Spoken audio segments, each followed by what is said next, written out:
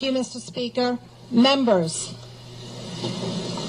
I believe that Florida really needs education reform. I am not about the status quo, and I am not afraid of change.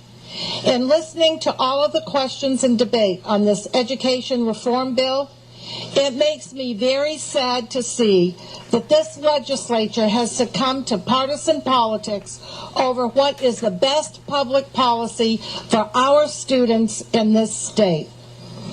Over and over again, I have heard members talk about reform, teachers, pay, certification issues, advanced degrees, the 5% holdback of existing dollars, layoffs, and raising property taxes. Very little conversation has been going on in here about the effects of this legislation on our children. We are all here today, every one of us, because of a teacher in our life.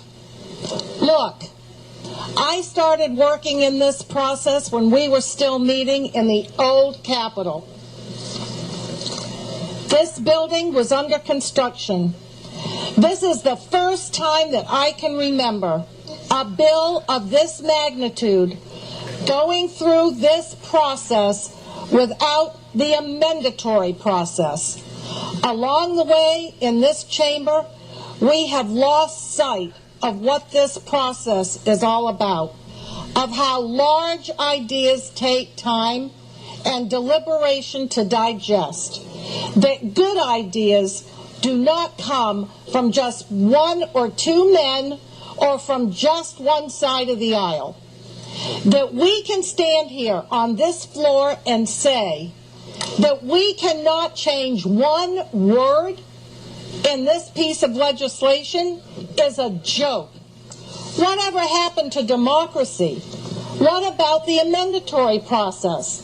What about taking a good idea and working on it until it becomes a great idea? There have been some incredible amendments that have been offered on this bill from both sides of the aisle. Not one single one of them has been accepted on this bill. If this bill is such a great idea, then I do not understand why on earth it has to be shoved down everyone's throat with no opportunity to make one single change. The unintended consequences of what we're doing here is enormous. The effects of it all will be mostly borne by our children. In my opinion, and on behalf of the thousands of emails, phone calls, and letters that I've received from my teachers in Pinellas County and from all over the state, from parents and from the business community and administrators, we have not listened. We have merely moved forward with no consideration for the people who actually know what they are doing. This is not the way to instill trust in our government.